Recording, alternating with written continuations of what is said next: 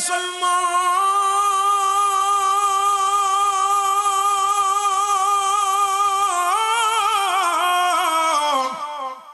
ভিক্ষুক বলে আবু জেহেল রে সেই লোকটারে দেখা দাও। এবার আবু জেহেল ডাকতে বলে ভিক্ষুক ওই দেখো ওই যে আমার নবীর চতুর্থ খলিফা হযরত আলী রাদিয়াল্লাহু তাআলা বয়া বয়া মসজিদের বারান্দার পাশে বয়া বয়া রব্বে কারীমের প্রেমে পাগল, আমার আল্লাহর ডাকে নবীর দুরূদ পড়ে বয়া বয়া। ফকির যায়া আবু মুসলমান হযরত আলী রাদিয়াল্লাহু তাআলার কাছে সালাম দিলেন, আসসালামু আলাইকুম ভাই আলী। আলী বলে ওয়ালাইকুম আসসালাম। বলে তুমি কেন আসছো আমার কাছে? বলে আপনি আমারে কিছু ভিক্ষা দেন, সাহায্য দেন, কারণ আমার কাছে আমি আবার হযরত আলী 3 দিনও না হারে, নবীজি 7 দিনও না হারে। আমার নবীর পেটে পাথর বাঁচছে জমিনের মধ্যে রে,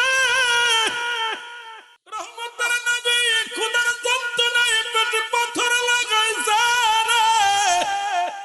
ছেড়ে খোদা হযরত আলী 3 দিনও না হারে গো। যখন আলীর কাছে সাহায্য চেয়েছে, ভিক্ষা চেয়েছে, আলী ডাক দিয়ে বলে রব্বে কারীম আমার দরবারে ফকির আসছে, আমি কি করে ফিরাইবো? আল্লাহ আমার কাছে তো কোনো খাবারও নাই, কোনো টাকাও নাই, কোনো দেরাম নাই, কোনো মোহরও নাই, আমি যেই লোকটা হাত তাড়ালো আমি তারে কি দিব? ফকিরকে ডাক দে বলে আলী রাদিয়াল্লাহু তাআলা ডাক দে বলে বাবা ফকির রে, তোমারে কে পাঠাইছে আমার কাছে? আপনার কাছে নাকি অনেক ধন সম্পদ আছে, আপনার কাছে হীরা আছে, মুক্তা আছে, স্বর্ণ আছে। আলী রাদিয়াল্লাহু তাআলা বুঝতে পারছে কোন দুষ্ট লোকে পাঠাইছে, কারণ ফকির আসিয়া আমাকে বলে আপনার কাছে সোনা দানা হীরা জহর আছে। আলী রাদিয়াল্লাহু তাআলা ডাক দে বলে মিসকিন রে ও ফকির, তোমারে কে পাঠাইছে? বলে হুজুর ওই যে দেখেন ওই যে লোকটা দেখা যায়, ওই লোকটার কাছে আমি গিয়েছিলাম, ওই লোকটা আমাকে বলছে তুমি আমার কাছে কি চাও?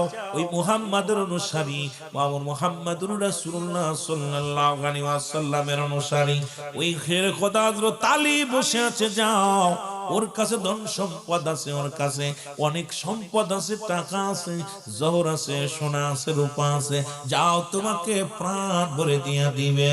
আমার হযরত আলী চিন্তা করে আরে আবু জেহেল আমারে পাঠাইছে আমার নবীকে অপমানিত করার জন্য, সুতরাং এখন যদি আমি খালি হাতে ফিরাই দিই আমার ইসলামের অবমাননা হবে, আমার নবীর অবমাননা হবে, কারণ আমার নবী তো রহমতের ভান্ডার। আল্লাহ বলে মা আরসালনাকা ইল্লা রাহমাতাল লিল আলামিন। জোরে জোরে চিল্লায়া বলা যাবে না মারহাবা। সেরে খোদা হযরত আলী চিৎকার মেরে দে বলে মালিক,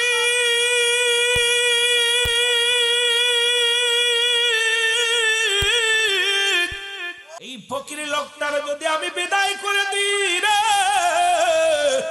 এই লোকটা যদি আজকে আমার কাছ থেকে খালি হাতে ফিরে যায়, ইসলামের অবমাননা হবে, আমার নবীজির অবমাননা হবে না। না, আবু জেহেল আমার নবীর অপমানিত করবে, মেনে নিব না। উনি এক মুষ্টি মাটি হাতের মধ্যে নিলেন, জোরে জোরে বলা যাবে না মারহাবা। এই বালু নিলেন, এক মুষ্টি বালু নিলেন, এই বালুর মধ্যে ছোট্ট ছোট্ট পাথর নিলেন, এক মুষ্টি পাথর উঠায় কয় ফকির নে তুমি তোমার রুমাল খানা পাতো। ফকির কয় কেন রুমাল পাতো? কয় আমি তোমার উপহার দিব, তোমার অনেকগুলো উপহার দিব। তুমি আমার কাছে আসছো সোনার উপহার নেওয়ার জন্য, আমার কাছে আসছো হীরা মুক্তা নেওয়ার জন্য, তুমি আসছো তোমার পাঠাইছে আবু জেহেল, তুমি কেমনে নিবা? তোমার পাতিল পাতল। ফকিরের আইগা যে আবু ফকিরের আইগা কয় ও আলী আমার সাথে কি পাগলামি করো? কারণ তুমি উঠাইলে বালি, এক মুষ্টি বালি উঠাইলা, তোমার কাছে চাইলাম আমি সম্পদ দিলা না, এখন তুমি বালি উঠায় বলো আসল পাথর। ফকির কয় তুমি কি আমার সাথে ফাজলামি করো? কয় না রে ফকির না, তুমি আসল পাথর, তোমার চাদর পাথর। আরে চাদর পাথর। ফকির চিন্তা করে যেহেতু পাততে বলেছে চাদর পাতলাম। পাতিয়া কয় ফকির রে আমি যেটা দিলাম এটা পৃথিবীর কাউকে দেখাবা না, শুধু আবু জেহেলের সামনে যায় এই পাতিলটা খুলবা, এই কাপড়টা খুলবা, মুটকি খুলবা, অন্য কারোর সামনে যে খুলবা না। জোরে জোরে চিল্লায়া বলা যাবে না মারহাবা।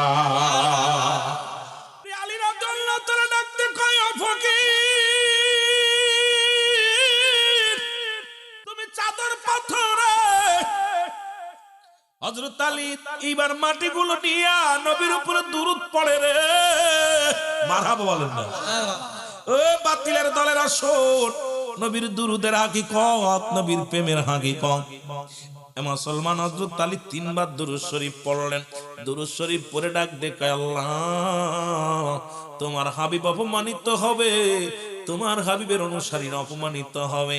আল্লাহ এই বালুগুলো, এই পাথরগুলো তুমি হীরা মুক্তা মণি বানায়া দাও। জোরে জোরে চিল্লায়া বলা যাবে না মারহাবা।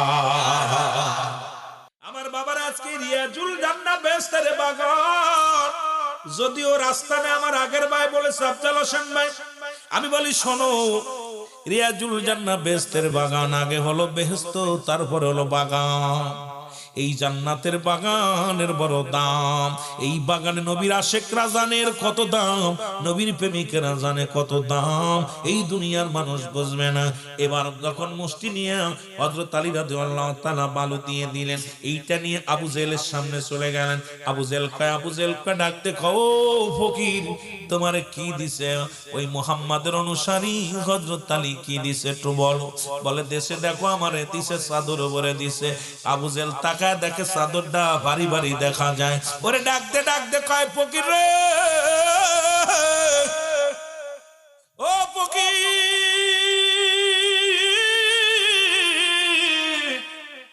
তোমার চাদরের মধ্যে ভারী ভারী লাগে, কারণ এর মধ্যে কি আনছো আর কি বাতিব? কারণ মুহাম্মদ 7 দিন অনাহারে রে, আলী রাদিয়াল্লাহু তাআলা 3 দিন অনাহারে। এই দুনিয়ার মধ্যে তোরে কি কি দিবে রে ফকির, কিন্তু তোর চাদরটা বড় ভারী দেখা যায়। জোরে জোরে চিল্লায়া বলা যাবে না মারহাবা। আর জোরে জোরে চিল্লায়া বলা যাবে না মারহাবা। আলী রাদিয়াল্লাহু তাআলা ডাকতে বলে, আবু জেহেল রে, আমার আসলের মধ্যে দিছে অনেক জানি জিনিস দিছে। কয় খোলো একটু দেখি। যখন চাদর খানা খুলছে, দেখে রে মনে মন হীরা মুক্তা মণি জহর এই চাদর খানার মধ্যে ভরা। আবু জেহেলের চোখ ছানা ভরা হয়ে গেছে। ঘটনাটা কি? আরে যে ব্যক্তি 3 দিন খানা খায় না, যার অনুসরণ করে সে 7 দিন অনাহারে, আর এই লোকটার কাছে এত হীরামণিক মুক্তা কই থেকে আসলো? এ তো নিশ্চিত রাজমহল থেকে চুরি করছে। এখনই তাদের কঠিন বিচার করতে হবে। মুহাম্মাদের অনুসারীরা আসর, মুহাম্মাদের অনুসারীরা চুরি করছে। এই বলিয়া ফকিরকে ধরে নিয়ে বলে, চল মুহাম্মাদের কাছে যাব, আজকে মানুষের সামনে তার মুখোশ উচ্ছন্ন করব। কারণ মুহাম্মদ তো বড় বড় কথা কয়। আজকে মুহাম্মাদের অনুসারী হযরত আলী চুরি করছে। একে ধরে নিয়ে রওনা হয়ে গেল। আমার বাবারা শুনে নাও, আমার নবীর কদমে নিয়ে গেলেন। আমার নবীর যে আবু জেহেল ডাক দেখো, মুহাম্মদ বাতিজা শোনো,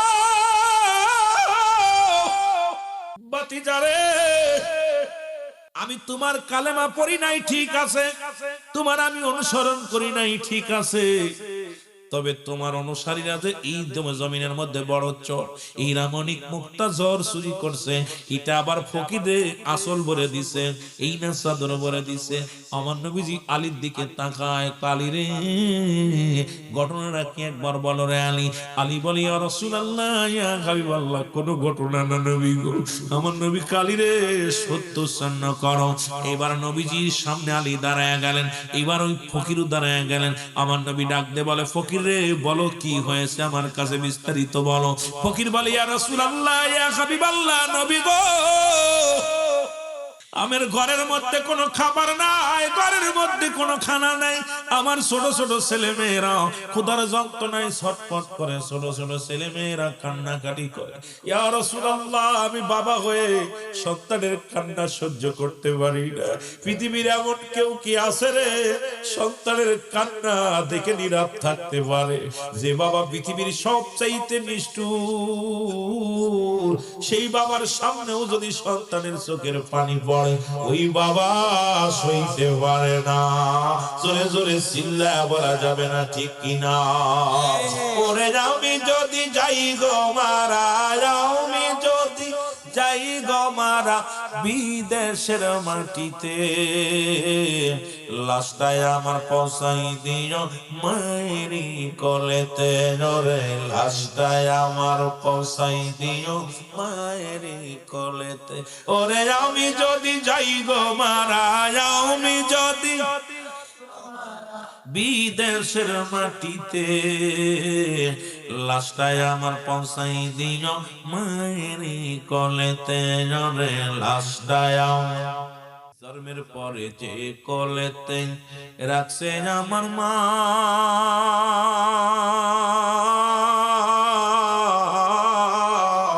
সেই মারে না দেখাইয়া গ্রামবাসীরে আমায় দাফন দিও না, আমায় দাফন দিও না। জন্মের পরে যে কোলেতে রাখছে আমার মা,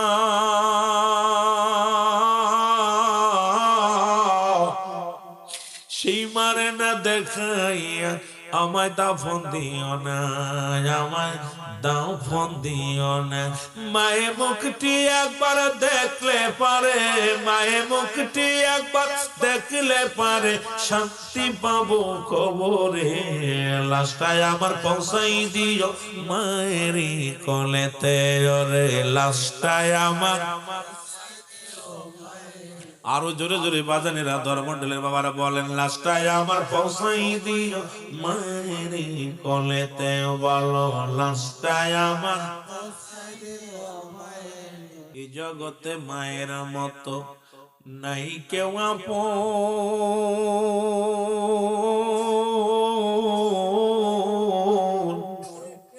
সেই মাকে না দেখাইয়া ও ভাই দিশনা রে দাফন, আমার দিশনা রে দাফন। এই জগতে বাবার মতো নাই কেউ আপন,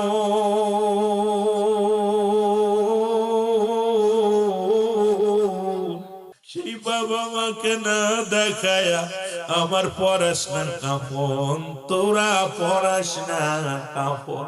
আমার মায়ের মুখটি দেখলে পারে, আমার বাবার মুখটি দেখলে পারে শান্তি পাবো কবরে। লাশটাই আমার পৌঁছাই দিও মায়েরি কোলেতে। রে লাশটাই আমার, খালা বলো ফুফু বলো মায়ের মতো নয়,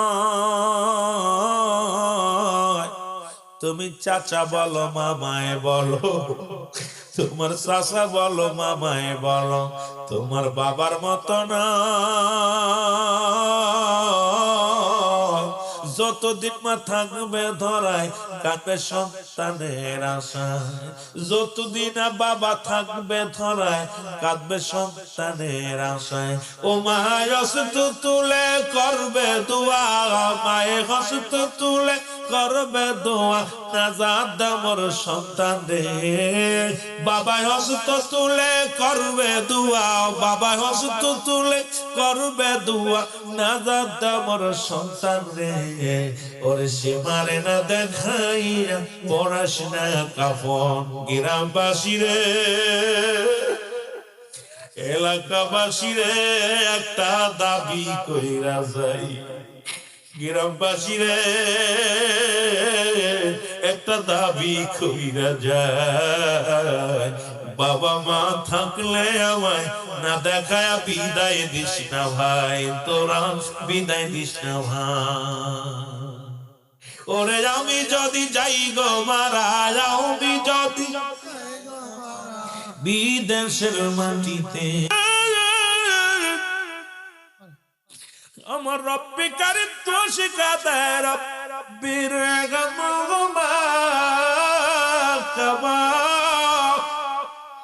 রব্বায়ানি সগীর। আজকে কে যেন ধর্মমণ্ডলে মারে হারাইলাম, কি যেন বাবারে হারাইলাম। নবীর প্রেমিক হইয়া আজকে মাহফিল থেকে চোখের পানি ছেড়ে কাঁদবাল্লাম। ওই বাবা মারে তুমি নাজাত দিয়ে দিও, আব্বা মার কবরখানা তুমি জান্নাতের টুকরা বানায় দিও। বাবা মারা গেলে 6টা হক থাকে সন্তানের। আজকে যারা সেখানে আসো যুবক, আব্বা মার প্রতি সন্তানের 6টা হক। 1 নাম্বার তাদের জন্য মাগফিরাত কামনা করতে হবে, 2 নাম্বার তাদের জন্য সবর রেসানি করতে হবে। আজকে ধর্মমণ্ডলবাসী বড় ভাগ্যবান, তাদের সন্তানগুলো দোয়ার জন্য একটা জায়গা পেয়ে গেছে। আজকে তাদের জন্য দোয়া করার একটা অমূল্য সময়, রব্বি কারীমের দরবারে কান্দার সময় পেয়ে গেছে। 3 নাম্বার মুসলমান শোনো, 3 নাম্বার তাদের আত্মীয়-স্বজনের সঙ্গে ভালো ব্যবহার করা, মুসলমান তাদের সাহায্য সহযোগিতা করা। 4 নাম্বার মুসলমান বাবা মার শরীয়ত মোতাবেক ওসিয়ত পূরণ করা, মুসলমান শুনে নাও। 5 নাম্বার হলো পৃথিবীর মধ্যে যদি দিনা পাওনা থাকে আব্বা মা সেটা পরিশোধ করা। 6 নাম্বার হলো বাবা মায়ের সময় করে কবরটা জিয়ারত করা। এমনও তো হতে পারে বছরে একদিন দাঁড়াও নাই আব্বার কবরের পাশে, এমনও তো হতে পারে দাঁড়াও নাই বছরে একদিন মার কবরের পাশে। আজকে মাহফিলের ওসিলায় একটু চোখের পানি ছেড়ে কাঁদতে পারবা রব্বি কারীম। আমাদের হাতের ওসিলায় রে, মাহফিলের ওসিলায় আব্বা মার গুনাহ মাফ করে দাও। জোরে জোরে বলেন আল্লাহু আকবার। আর একটু জোরে জোরে চিল্লায় বল আল্লাহু আকবার। বন্ধুগণ আমার যে কথা বলতেছিলাম দিলের কান্না লাগা শোনো। নবীজি বলেন মো ফকির আসল ইতিহাসটা বলো হুজুর, আমার যখন আবু জেহেলের কাছে আমি সাহায্যের জন্য গেলাম, আমার ছোট ছোট বাচ্চাগুলো কাঁদতেছিল। আমার বাবারে আমার আব্দুল্লাহ ইবনে মুবারক কোথায় রাখবেন, ওয়াজ মনে রাখবেন বাবা, ভুলে গেলে আপনাদের লস হবে। আব্দুল্লাহ ইবনে মুবারক প্রতি বছর মদিনায় হজ করতে যাইতো, প্রতি বছর মক্কা মদিনায় হজ করতে যাইতো। এই আব্দুল্লাহ ইবনে মুবারক এবার মদিনায় যাওয়ার জন্য মালামাল গুছায়, টাকা পয়সা গুছায় মদিনার দিকে রওনা হয়ে গেছে। আমার আব্বারা দিলের কান্না লাগায় শোনো। এমন সময় ছোট বাচ্চা কাঁদতে, আর কাব্বা যাও আপনি কই যান? কই মদিনায় যাই। কাব্বা আমার গোশত পরানে চাইছে, আমারে তুমি গোশত খাইতে দাও, আমাকে তুমি গোশত দাও। আরে আব্দুল্লাহ ইবনে মুবারক ডাকতে বলে বাজার তুমি এমন সময় গোশতর দাবি করো কেন? কয় বাবা গো, প্রতিবেশী যখন আমি মক্তব থেকে আসতেছিলাম দেখি ওই বাড়ির পাশে গোশত পাকাইতেছে, এত সুন্দর ঘিরান, এই গোশতের ঘিরানে আমি পাগল হয়ে গেছি। আব্বা জান, ও আমার আব্বা জান, আমাকে তুমি গরুর গোশতের ব্যবস্থা করে দাও। জোরে জোরে চিল্লায় বলা যাবে না আল্লাহু আল্লাহ। আব্দুল্লাহ ইবনে মুবারক বলে বাবারে দাঁড়াও। উনি রওনাতে চলে গেলেন। সালামটা আসসালামু আলাইকুম আহলাল বাইত, আসসালামু আলাইকুম আহলাল বাইত। ওয়ালাইকুম আসসালাম। কে? বলে আমি আব্দুল্লাহ ইবনে মুবারক। আমার বাবারা খুব খেয়াল করবেন আলোচনাটা। বলে আমি আব্দুল্লাহ ইবনে মুবারক। বলে বাবারে আমার আপনার বাড়ি থেকে গরুর গোশত আনছেন? বলে হ্যাঁ। আপনি কি গোশত পাকাইছেন? বলে হ্যাঁ। আপনি আমার ছেলে আইছিলেন? বলে হ্যাঁ। আমার ছেলেরে কেন গোশত দেন নাই? কয় না দেই নাই। আপনি কি কোরআন পড়েন না? প্রতিবেশীর হক আল্লাহ বলছে যারা ব্যবহার করছে, প্রতিবেশীর হক বিষয়ে যারা ব্যবহার করছে। আজকে কত ধনী তোমরা, মোটা খাও মোটা ঘুমাও, আজকে শীতের মধ্যে কম্বল মুড়ি দিয়ে ঘুমাও, তোমার প্রতিবেশী না খেয়ে আছে, তোমার প্রতিবেশীর গায়ে চাদর নাই, কিয়ামতের ময়দানে নিজের চামড়া কেটে দিয়াও ঋণ শোধ করতে পারবে না। এর প্রতিবেশীর হক আদায় করার জন্য আমার রব্বুল আলামিন কোরআনের ভিতরে একাধিকবার ব্যবহার করছে, যারা ব্যবহার করছে, যারা যারা বিচার হবে কিয়ামতের ময়দানে। আজকে কত ধনী আমার দেশের যদি এই হক প্রতিবেশীর হকটা আদায় করতে পারতাম, আমার দেশে কোনো ধনী গরিব থাকতো না। জোরে বলেন ঠিক কিনা? আব্দুল্লাহ ইবনে মুবারক ডাকতে বলে ভাই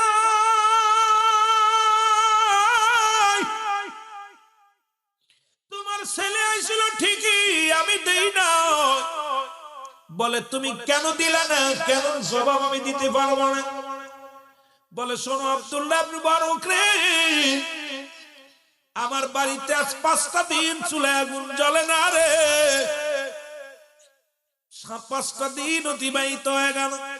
আমার ছোট ছোট বালক সন্তানেরা ক্ষুধার যন্ত্রণায় কাঁদে।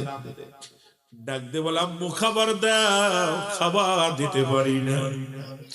আমি বাবা হইয়া সন্তানের কান্না সহ্য করতে পারি না। সন্তানেরা এসে কাঁদে বলে বাবা আর তো পারি না,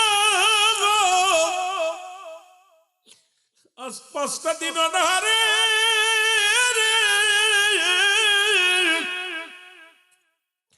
আমি বাবা হইয়া প্রতিদিন বাজারে যাই, কোনো কাজ পাই না, শূন্য ব্যাগ নিয়ে বাড়ি ফিরে আসি। আজকে যখন বাজারের দিকে রওনা দিলাম, ছোট ছেলেটা এসে পায়ের মধ্যে পড়ে ডাক দেবল আব্বু, ও আমার আব্বু, আর উঠতে পারি না, কথা বলতে পারি না রে আব্বু, আজকে যদি আমাদের খাবার ব্যবস্থা না করেন নির্ঘাত মারা যাবো রে আমার আব্বু। আব্বু রে, আমি মনে হয় আর বাঁচবো না, আমার খাবারের ব্যবস্থা করো গো আমার আব্বু। ডাকতে বলে আব্দুল্লাহ ইবনে মুবারক, আমি কাজের সন্ধানে বাইর হইলাম, কেউ আমার একটা কাজ দেয় নাই রে, কেউ আমার কাজ দেয় নাই, সবাই দূর দূর করে তাড়ায় দিল। যখন বিকেল হয়ে গেল, ওই ব্যাগটা নিয়ে আমি বাড়ির দিকে রওনা দিলাম। আমার সন্তানের কান্না আমার হৃদয়ের ভিতরে লাগতেছিল রে মুবারক। আমার মাসুম বাচ্চা ডাক দে বলে আব্বু আর মনে হয় বাঁচবো না, খোদার যন্ত্রণা সহ্য করতে পারি না, একটু দয়া করে মায়া করে আব্বু খাবার ব্যবস্থা করে দাও। এরে মোবারক, আমি যখন আসতেছিলাম আমার এই সন্তানের কান্না বারবার আমার হৃদয়টাকে পুড়াইতেছিল রে।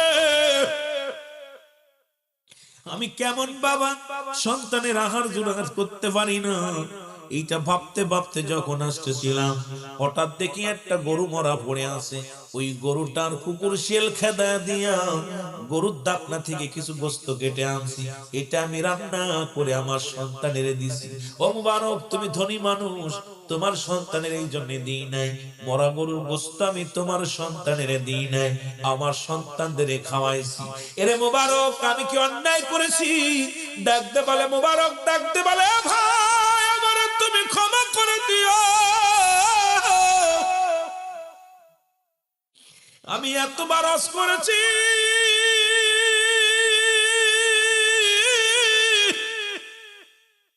আমি যতবার আজ করেছি রে, আমার রব্বে কারীম যদি আমার ক্ষমা না করে, প্রতিবেশীর হক আদায় না করে যদি আমি কবরে যাই, আমার জাহান্নাম ছাড়া কোনো গতি নাই। আজকে বাংলাদেশে কত ধনী, কত মাছ গোস্ত দিয়া খায়, এমন গরিব আছে রে, ওই বছরে একটু কুরবানির ঈদ আসলে একটু গোস্ত করাতে হয়, এটাও বন্ধ হয়ে গেছে ফ্রিজ আসার কারণে। ধনীরা গরুগুলো মোষগুলো জবাই করে লোড দিয়া ফ্রিজ ভরে রেখে দেয়, গরিবের হকটাও নষ্ট করেছে। জোরে বলেন ঠিক কিনা?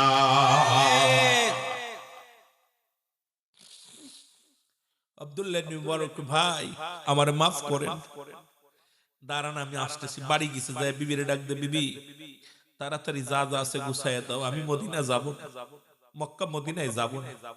বলে কেন? বিবিরে আমার আল্লাহ আমারে মাফ করবেন, আমি অনেকবার ফসে গেছি, আমার প্রতিবেশী আজ 5 দিন না খেয়ে আছে, আমি খবর নিতে পারি নাই। এই প্রতিবেশী যদি আমার জন্য বরদোয়া করে আল্লাহর দরবারে যদি জবাব দেয় চায়, আমি কিছু জবাব দিতে পারবো। তাড়াতাড়ি টাকা পয়সা স্বর্ণ অলংকার খাবার নিয়ে রওনা হয়ে গেল। এসে ডাক দে বলে আসসালামু আলাইকুম ভাই, এই নাও তোমার সন্তানদের সুন্দর করে খানা খাওয়াও, আরো আমি দিব যদি লাগে, তবে আমারে তুমি মাফ করে দিও, আমি মদিনায় আজকে যাব না। মদিনায় গেলেন না মোবারক, 45 দিন পরে হাজী ভাইয়েরা দেশে ফিরে আসলেন। এসে মোবারকের বাড়ি চলে আসে, এসে বলে, ভাই মোবারক তুমি কেমন মানুষ গো, একই তাঁবুর মধ্যে ঘুমাইলাম, একই সাথে তপ করলাম, তুমি আমাদের না বলে কবের ফ্লাইটে আসলাম, তুমি কেমনে করে চলে আসলা? আব্দুল্লাহ ইবনে মুবারক কয়, খোদার কসম করে বলি আমি এ বছর মদিনায় যাই নাই, এ বছর আমি হজ করতে যাই নাই। আরে সবাই বলে, মুবারক রে তুমি হাজী মানুষ, মিথ্যা কেন বলো? এরে তুমি তো হাজী মানুষ, মদিনায় একসাথে তপ করলাম, একই তাঁবুর মধ্যে ঘুমাইলাম, একই জায়গায় খাইলাম, একই সাথে রাসূলুল্লাহ রওজা জিয়ারত করলাম, তুমি বলো মদিনায় যাই নাই, মিথ্যা বলো কেন? মুবারক কয়, খোদার কসম করে বলি আমি এবছর মক্কা মদিনায় যাই নাই। ইলহামের মাধ্যমে ডাক দেবার রব্বে কারীম, ও মুবারক তুমি কি জানো না এবছর যত হাজীদের হজ কবুল হয়েছে তোমার ওই দান করার ওসিলায় আমি আল্লাহ এত খুশি হয়েছি। এই বছর যত হাজীগণ আসছে সব হাজীর হজ আমি আল্লাহ কবুল করে নিয়েছি। ধরে বলেন মারহাবা। মুবারক রে তোমার সাজাইয়া তোমার মহল্লা থেকে যারা আসছে তাদের সামনে ঘুরাইছি, তাদের সঙ্গে তোমাকে আমি তপ করাইছি, তাদের সঙ্গে কথাবার্তা বলাইছি রে মুবারক। সুতরাং তুমি বড় ভাগ্য, আমি আল্লাহ তোমার উপরে রাজি হয়ে গেছি। আজকে কত ধনী ধনী ধন সম্পদ নিয়ে কতই না জমিদারি করে, গাড়ির মালিক গাড়ি নিয়ে মুসলমান অহংকার করে, বাড়ির মালিক বাড়ি নিয়ে অহংকার করে, জমির মালিক জমি নিয়ে অহংকার করে, কিন্তু প্রতিবেশীর হক নষ্ট করে যাও। খোদার কসম, খোদার কসম, যদি 1000 বার তুমি হজ করো, প্রতিবেশী যদি তোমার উপরে সন্তুষ্ট না থাকে আমার আল্লাহ তোমার উপরে রাজি খুশি হবে না। জোরে জোরে চিল্লায়া বলা যাবে না আল্লাহু আকবার। এরে ডাকতে বলে, দয়াল নবী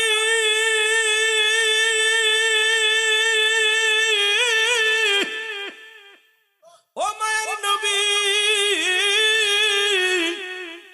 আমি সন্তানের কান্না সহ্য করতে পারি না রে, ওই সন্তানের কান্না সহ্য করতে পারি না। ভিক্ষা চাওয়ার জন্য আবু জেহেলের কাছে আসলাম। আবু জেহেল আমারে পাঠায়া দিল আপনার অনুসারী হযরত আলী রাদিয়াল্লাহু তাআলার কাছে। মনে আছে? জোরে বলেন আছে কিনা? হুজুর আমি যখন আলী রাদিয়াল্লাহু তাআলার কাছে আসলাম, সালাম বিনিময় করলাম, আসসালামু আলাইকুম। ওয়া আলাইকুম আসসালাম।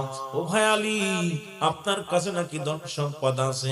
কারণ আবু জেহেল বলছে ওনার কাছে হীরা মুক্তা মণি আছে।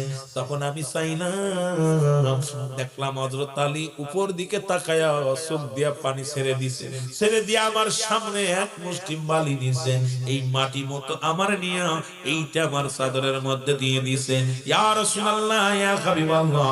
এরপরে হুজুর গো আমি যখন খুললাম আবু জেহেলের সামনে, ওই বালি মাটি গুলো দেখলাম হীরা মুক্তা জোহর হয়ে গেছে। ধরে বলেন মারহাবা।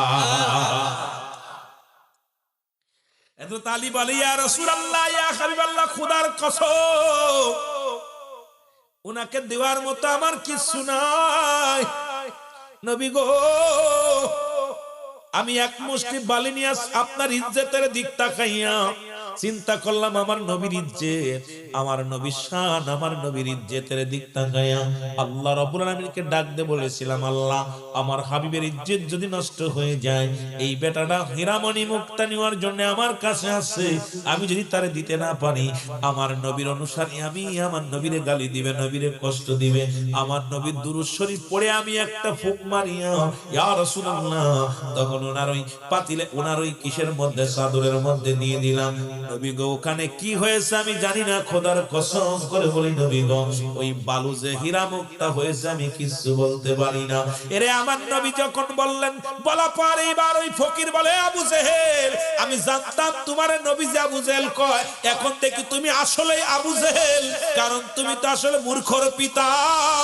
কারণ কারণ তোমাকে আবুল হেকাম বলে, হ্যাঁ বলে হেকাম বলা যাবে না। আমার সামনে নবীজির দুরূদ পড়ে বালু দিয়ে সেটা থেকে হীরা মুক্তা মণি হয়ে গেছে। তুমি এটা বিশ্বাস করো না আমার নবীরে জাদুকার কও, তুমি আলীরে জাদুকার কও, কারণ তোমার মতো ভণ্ড প্রতারক এই পৃথিবীর মধ্যে আর কেউ নাই। নবীজির সঙ্গে সঙ্গে ফকির ডাক দে বলে, ইয়া রাসূলুল্লাহ, ইয়া হাবিবাল্লাহ, আপনি আমাকে কালেমা পড়ায়া দেন, আমি মুসলমান হয়ে যাব। আবু জেহেল কয়, এত বড় জাদুকার মাটির মধ্যে জাদু লাগাইয়া এই পৃথিবীর মধ্যে স্বর্ণ অলংকার বানায় ফেলেছে, এত বড় জাদুকার আর জমিনের মধ্যে নাই। ফকির কালেমা পড়ে লা ইলাহা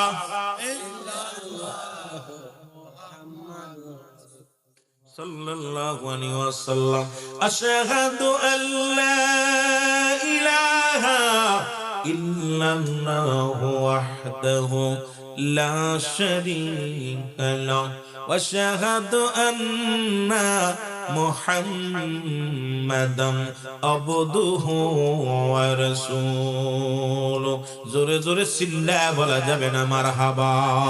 মহব্বতের সঙ্গে দুরূদ শরীফ পড়েন, আল্লাহুম্মা সাল্লি আলা সাইয়্যিদিনা মাওলানা। আরো জোরে বলেন, ওয়ালা আলি সাইয়্যিদিনা।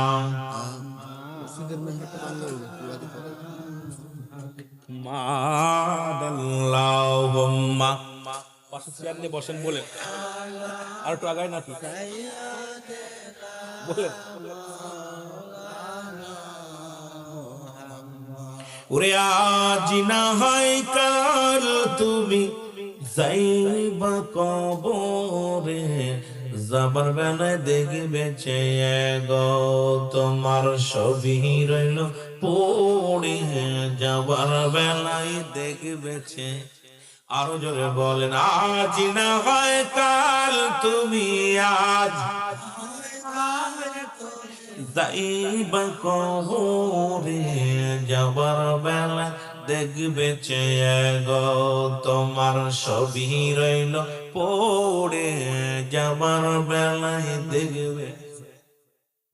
ঘর করলাও বাড়ি করলাও, ঘর করলাও বাড়ি করলাও, সবই যাইবা সেরে, যেদিন আজরাইলে ধরা দিবে রে ও ভাই, যেদিন আজরাইলে ধরা দিবে রে ও ভাই। আজ না হয় কাল তুমি আজ না হয় ভোরে, যাবার বেলায় দেখবে চেয়ে গো তোমার ছবি রইল। তোমার দাদাই গিয়েছে বাবাই গিয়েছে, দাদাই গিয়েছে বাবা, কেউ আসলো না ফিরে, দাদাই গিয়েছে বাবাই গিয়েছে, কেউ আসলো না ফিরে, তোমার তো যাইতে হবে রে ও ভাই অন্ধকার কবরে, তোমার তো ও ভাই। আজ না হয় কাল তুমি আজ যাইবা কবরে, আজ না হয় যাইবা কবরে, যাবার বেলায় দেখবে চেয়ে গো তোমার ছবি রইল পড়ে, বেলায় দেখবে। এই দুনিয়ার মুসলমান শুনে নাও, আবু জেহেল চিন্তা করে রে, আজকে ফকির আমারে ঠগা দিল গো। উনি দৌড়া যাইয়া দুইখানা মুসলমান, তিনখানা জহর পাথর নিয়া হাতের মধ্যে নিয়া কয়, আবু জেহেল এ বাতিজা মুহাম্মদ, আজকে শেষ পরীক্ষা হয়ে যাবে গো। ওরে মুসলমান শুনে নাও, আমার হাতের ভিতরে কি আছে যদি বলে দিতে পারো, কথা দিলাম তোমার মধুর কালেমা পড়ে মুসলমান হয়ে যাবে। জোরে বলা যাবে না আল্লাহ।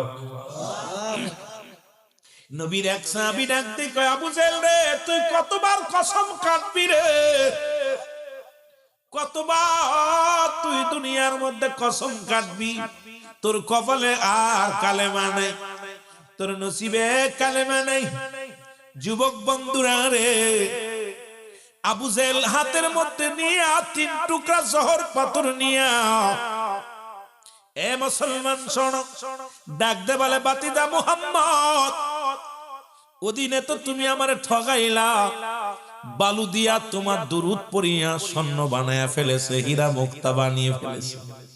আজকে যদি আমার এই হাতের মধ্যে কি আছে যদি বলে দিতে পারো, আমি মনে করব তুমি আল্লাহর পয়গম্বর, তুমি আল্লাহর প্রেরিত রাসূল, এর মধ্যে কোনো সন্দেহ নাই। আমিও কালেমা পড়ে তোমার প্রতি ঈমান আনবো। আমার নবী কয়, বা ও চাচা আবু জেহেল রে, যদি তোমার হাতের মধ্যে যে জিনিস আছে এটা যদি কালেমা যদি বলে দেয় গো, ওইটার যদি জবান খুলে যায়, তুমি কি কালেমা পড়বা? কয় বাতিদারে কি বলতে চাও? এটা এত সম্ভব না, এত জাদু পারবা না, তুমি বড় জাদুকার হতে পারো নাই, ছোট ছোট জাদুকার, তুমি পারলে তো আমি কালেমা পড়ে নিব। নবী হাতের দিকে তাকাই, আশাহাদত আঙ্গুল মোবারক হাতের দিকে ইশারা করে বলে, আল্লাহ, আবু জেহেল হাতের মধ্যে কি আছে বলে দিতে বলো আল্লাহ। সঙ্গে সঙ্গে হাতের ভিতর থেকে চিৎকার মেরে কালেমা পড়া শুরু করেছে পাথর, লা ইলাহা ইল্লাল্লাহু সাল্লাল্লাহু আলাইহি ওয়াসাল্লাম। আবু জেহেল কায়ার বাতিজাত মনে করছিলাম ছোট জাদুকর, তুই বড় জাদুকর রে, কাপ সারছে কয়া পালান দিস। এবার বাড়ি যায় রাগে আর ফুলতেছে, ফকিরদের ঠগাইলো, সাহাবীদের ঠগাইলো, ও নিজে ঠগাইলো কেমনে? বাড়ির সামনে রাসূলুল্লাহ মসজিদে যাইতেন, মসজিদের সামনে বিশাল এক কূপ কাটলেন, খনন করে গাছপালা নিয়ে রাইখা দিয়েছে একদম সামনে, রাসূলকে গর্তের ভিতর ফেলে মারবে। আমার নবীর জন্য একটা কূপ বানাইলেন, কূপ বানায় আবু জেহেল খুব আনন্দে আছে রে, কারণ এই পথ দিয়ে রাসূলুল্লাহ মদিনা মনোয়ারার এই পথ দিয়া আল্লাহর ঘর মসজিদে যায়, কূপে ফেলাইয়া মারবো। বিশাল একটা কূপ বানানো হলো। রাসূল যখন সামনে গেলেন, জিবরিল আমিন তার 600 পাখা কূপের সামনে ধরলেন। সুবহানাল্লাহ।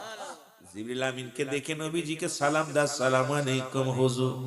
নবী বলেন, আলাইকুম আসসালাম।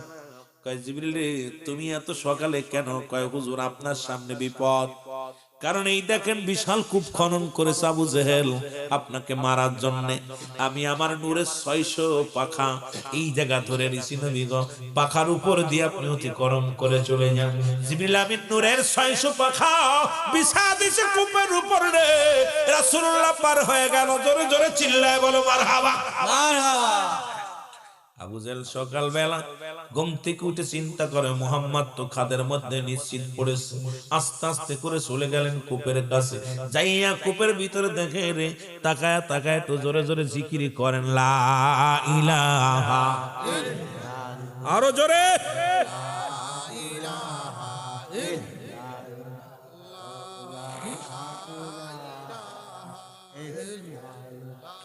আরো জোরে, লা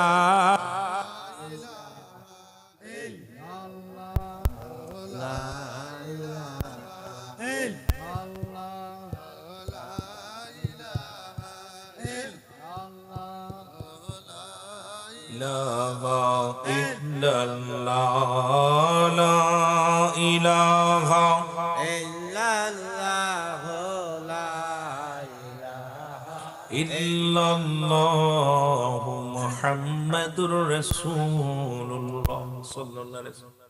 আমার বন্ধুগণ, আবু জেহেল যখন কুলে আসলো গো, যের ভিতরে রাসূল নিশ্চিত পড়ে গেছে রে, উকি মেরা দেখতে গেছে আবু জেহেল পাঁচ ইসলার ভিতরে পড়ে গেছে। আল্লাহু আকবার বলো। পড়ে যাব জেহেল অত্যন্ত খুশি, বাতিজা মুহাম্মদ আছে এর ভিতরে, আমিও আছি এই জায়গায়, সুতরাং মুহাম্মাদের যদি বিপদ না আমার হবে না। কিন্তু আবু জেহেল চারিদিক তাকায় দেখে মুহাম্মদ তো নাই, আমি একা। আল্লাহু আকবার। প্রথমে একটু সাহস পাইছে যে যেহেতু মুহাম্মদ আছে এর ভিতরে, তা আমিও পড়েছি, ভয়টাই নাই, জাদুকারের সাথে আছে। নাউজুবিল্লাহ বলেন না। এখন চারিদিক তাকায় দেখে খালি আমি একা। আবু জাহেল চিৎকার মারা শুরু করলো, কে কোথায় আছি রে বাঁচাও, কে কোথায় আছি রে। আবু জাহেলের ডাক শুনিয়ে লোকজন দৌড়ে চলে আসলেন, হাত দেয়, ধরবে ধরবে, সোয়া হাত নিচে, যত বড় হাত হয় সোয়া পায় না। রশি নিয়ে আসলেন, লম্বা রশি, রশি এনে ভিতরে ফেললেন। ওই এক হাত ছোট পড়ে যায়, দুই গাছ জোড়ায় এক হাত ছোট পড়ে যায়, তিন গাছ জোড়ায় ছোট পড়ে যায়। আবু জাহেল চিন্তা করে কাম সারছে রে, খালি এক হাত দূরে। তোরা সন্ধ্যে শোন, এই গর্তে থেকে বাঁচানোর মতো একজনই আছে এই দুনিয়ার মধ্যে, তিনি আমার বাতিজা নূরের নবী মুহাম্মদুর রাসূলুল্লাহ সাল্লাল্লাহু আলাইহি ওয়াসাল্লাম। জোরে জোরে চিল্লায়া বলা যাবে না মারহাবা, মারহাবা। বন্ধ করছে কি দেখছি, বিশ্বাস করছে, কয়ে রশি আতিস না রে, রশি দিস না, রশিতে কাজ হবে না। যেখানে পড়ছি এখান থেকে একমাত্র বাঁচানোর পথ হলো আমার বাতিজা মুহাম্মদকে ডেকে নিয়ে তোরা যা। লোকজন দৌড়ায় গেছে নবীজির কাছে। নবীজি তো আল্লাহ আসলে বাইয়ানাত, উত্তম ব্যবহার, উত্তম আখলাক আমার নবী। নবীজি যে কেমন মানব, নবী এমনি বলেন হায়াতি খায়রুল লাকুম, আমার হায়াতের জিন্দেগিটা উম্মতের জন্য কল্যাণ শুরু। আমার রাসূলকে কত কষ্ট দিছে আমার নবীজি, তায়েফের ময়দানে কত মার খেয়েছে। আমার রাসূলুল্লাহ কোনদিন অভিশাপ দেন নাই। নবীর গায়ে পাথর মারছে, রক্ত ঝরছে, ছেলেরা হাসাহাসি করছে। নবীজি বলে তোরা মারিস না আমারে, এই তোমারে মারলে শান্তি লাগে, ভালো লাগে, যদি ভালো লাগে তোরা ছোট পাথর মার, বড়গুলো মারিস না, কারণ বড়গুলো মারলে আমি নবী খুব কষ্ট পাই, তোরা ছোটগুলো মার। বালকেরা ছোট ছোট পাথর ছুঁড়ে রাসূলুল্লাহর গায়ের মধ্যে মারছে। আমার নবীজি চোখের পানি ছেড়ে কাঁদছে আর বলছে, আল্লাহ আমি তো আর পারতেছি না, আমাকে শক্তি দাও, ধৈর্য ধারণ করার শক্তি দাও। জিবরিল আমিন এসে কয়, নবীজি গো আপনার গায়ে পাথর মারছে, আল্লাহ সইতে পারে না, আপনি খালি হুকুম দেন তায়েফবাসীকে তছনছ করে দিব। আমার নবী কয়, না ওদেরকে শেষ করে দিলে আমি দিনের দাওয়াত দিব কারে। এত লাঞ্ছ, এত কষ্ট আমার নবীরে দিছে। আমার রাসূল কোনোদিন অভিশাপ দেন নাই, আমার নবীজি কোনোদিন এদেরকে এই অত্যাচারে নবীজি আমার ধৈর্য ধারণ করছে আর বলতে, আল্লাহ তুমি আমাকে ধৈর্য দাও। জোরে বলেন না মারহাবা, মারহাবা। আমার নবী দৌড়ে আসলেন, রাহমতের নবী দৌড়ে এসে দেখে আবু জাহেল গর্তের মধ্যে পড়ে, হাত দেখায়। নবীজি হাতটা বাড়ায় দিলেন, কয় চাচা গো হাতটা দাও। রাসূলুল্লাহ যখন হাতটা দিলেন, হাত দিয়ে আবু জাহেলকে টান দিয়ে উঠাইলেন। যেখানে বিশাল 100-200 হাত, রশিতে আবু জাহেলের নাগল পায় না। যত বড় রশি দেয় শর্ট পড়ে যায় এক হাত, যত বড় রশি দেয় শর্ট পড়ে যায় এক হাত, যত বড় রশি দেয় শর্ট পড়ে যায় এক হাত। কিন্তু আমার নবীজি যখন কূপের সামনে দাঁড়াইয়া, গর্তের সামনে দাঁড়ায় হাতটা বাড়ায়া দিয়েছে, আবু জাহেল রাসূলুল্লাহর হাতটা ধরে উঠে আসছে। আমার নবী কয়, চাচা গো এখনো সময় আছে, তুমি কালেমা পড়ে নাও। কয় আবু জাহেল ডাকতে কয়, মুহাম্মদ তুমি মনে করছো আমাকে উঠাইয়া জাদুগিরি, বড় জাদুগিরি হয়েছ, কারণ তুমি মনে রেখো আমিও কালেমা পড়তাম না, কারণ তুমি বড় জাদুকর, এই মক্কা মদিনার বড় জাদুকর। যেখানে 100 হাত তড়িতে নাগল পায় না, যেখানে আমাকে রশিতে ছোঁয়া পায় না, সেখানে তুমি আমার হাত তো উঠাইলা, তার মানে আর বুঝতে বাকি নাই তুমি মক্কা মদিনার শ্রেষ্ঠ জাদুকর। জোরে জোরে চিল্লায়া বলা যাবে না নাউজুবিল্লাহ। কত বড় বদ, কত বড় বদ। রাসূলুল্লাহ চন্দ্রকে দ্বিখণ্ডিত করে ফেলেছে, সূর্যকে সঙ্গে সঙ্গে চন্দ্র দ্বিখণ্ডিত হয়ে গেছে। আমার বাবারা, আমার রাসূল পাক সাল্লাল্লাহু আলাইহি সাল্লাম হারেসা নামে এক গুইসাপ, যিনি মানুষ ছিল, মানুষকে পুরায়া ছাই বানাইছে, ছাই থেকে গুইসাপ হইছে। সেই গুইসাপ আমার রাসূলের আঙ্গুলের ছোঁয়া আবার মানুষ হইছে, কথা বলছে। মারহাবা বলেন, আরো জোরে বলেন না মারহাবা।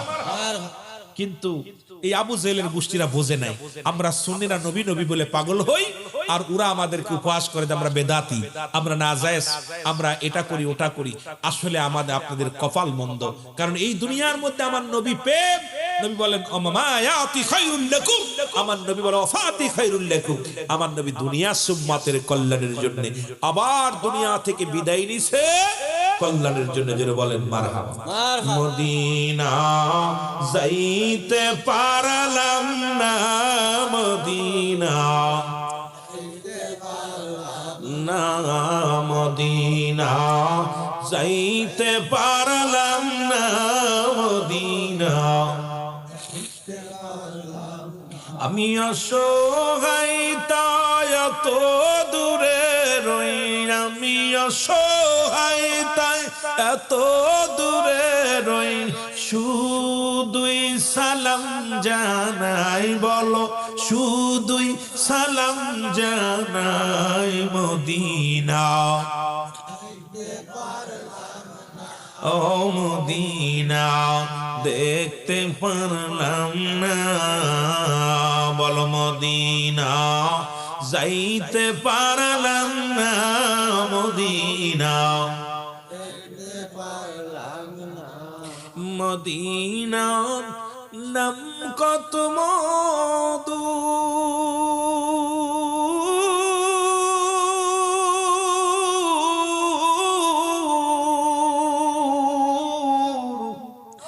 মদিনা আর যে কত দূর,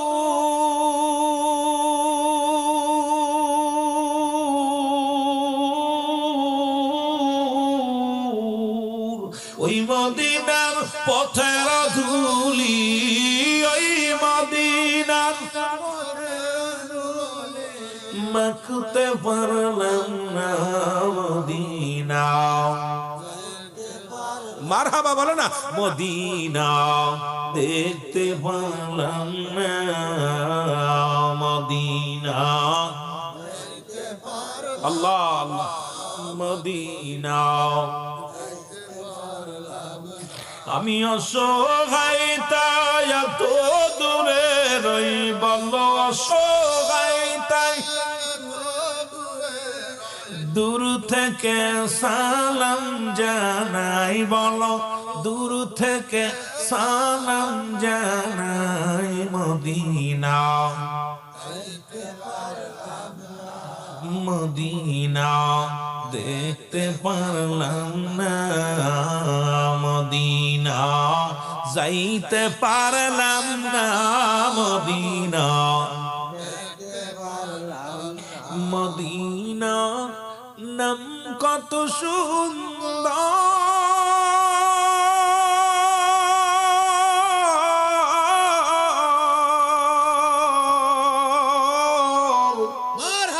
মদিনা কেরে সে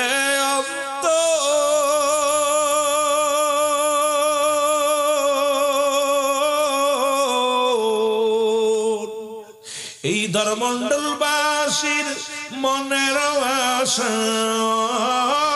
ওই মদিনার ধুলা গবালি মাখতে পারলাম না, মদিনা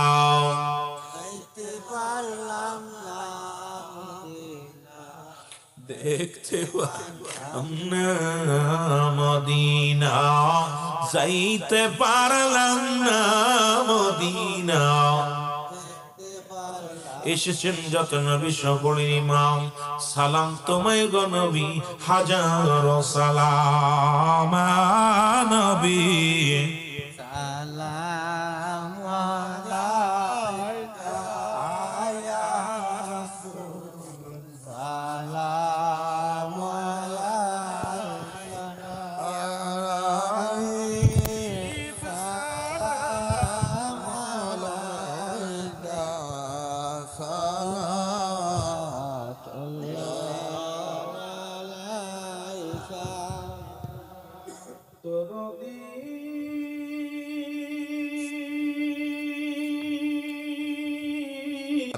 সাহাবীরা, তোমরা আমি একটা মসজিদ বানাবো সর্বপ্রথম। কি বানাবো? কার ঘর? যারা বলেন কার ঘর? আল্লাহর ঘর। আইব আনসারী বলে, ইয়া রাসূলুল্লাহ, ইয়া হাবিবাল্লাহ, আমার বাড়িটা আপনাকে দান করে দিলাম। খুব খেয়াল করবেন, কি দান করলাম? বাড়িটা। নবী বলছে, তোমার তো একখানা বাড়ি, আর এই বাড়িতে আমাদের আশ্রয় দিচ্ছ, বাড়ি দান করলো। ইয়া রাসূলুল্লাহ, ইয়া হাবিবাল্লাহ, এই আমার এই বাড়ির মধ্যে মসজিদ হবে, আল্লাহর ঘর হবে। আমার আসল বাড়ি তো কবর, এটা আমার সানি বাড়ি। শুনছেন নি? এটা কি বাড়ি? সানি বাড়ি। আসল বাড়ি আমার কবর। নবীজি আনসারীর মুখের দিকে তাকায় বলে, আনসারী, তোমার এক টুকরা এই জমিটা, এটা সম্বল তুমি আমার দিয়ে দিলা? ইয়া রাসূলুল্লাহ, আপনাকে দিনে আমি আল্লাহরে দিছি। কারে দিছি? জোরে বলেন কারে? এই মসজিদটা বানানোর জন্য আইব আনসারী তার বাড়িটা দান করলেন। আমার রাসূলুল্লাহ আনসারীর মুখের দিকে তাকায়া ফেলফেলায় তাকায় রইছে আসেন ইয়া রাসূলুল্লাহ এই দুনিয়ার জিন্দেগি আমি কদিন থাকবো চিরস্থায়ী মসজিদ খান আল্লাহর দরবারে যাবে কবুল হবে আল্লাহর ঘর হবে সেখানে আমি আনসারী কদিন বাঁচবো এই দুনিয়াটা আমার ক্ষণস্থায়ী চিরস্থায়ী আমার কবর সুতরাং আমার বাড়িটা তো কবর আসলে বাড়িটা আমার না নবীজি জমি পাইলেন রাসূলুল্লাহ জমি পাওয়ার পর বলতেছে ও আমার সাহাবীরা আমি মসজিদ বানাবো সুবহানাল্লাহ বলেন তোমরা কে কি পারবা আনো সাহাবীরা যাদের দুইটা গাছ ছিল একটা কেটে আনে কেউ খাজুরের ব্যাগ আনে কেউ আপনার ওই আনে আপনার ওই খড়কুটা নিয়ে আসে কেউ আপনার পাথর নিয়ে আসে টেনে টেনে নিয়ে চলে আসেন হুজুর সাল্লাল্লাহু আলাইহি সাল্লাম মসজিদ বানানোর জন্য সাহাবীরা এমন পাগল হলেন যার যা ছিল সেখান থেকে এগুলো এনে রাসূলের কদমে হাজির করলেন জোরে বলেন মারহাবা সুন্দর একটা মসজিদ বানাইলেন আমার নবীজি কার ঘর সর্বপ্রথম হিজরত করে কার ঘর বানাইলেন আজকে দরমণ্ডলের জমিনে আজকে এই জমিনের মধ্যে মসজিদের কাজ মেম্বার ভাঙবে এখানে মেম্বারের জন্য আপনাদের কোন দরদি বান্দা যদি থাকেন যে আমি এই মেম্বারটা আমি করে দিব এই মেম্বারটা করার মতো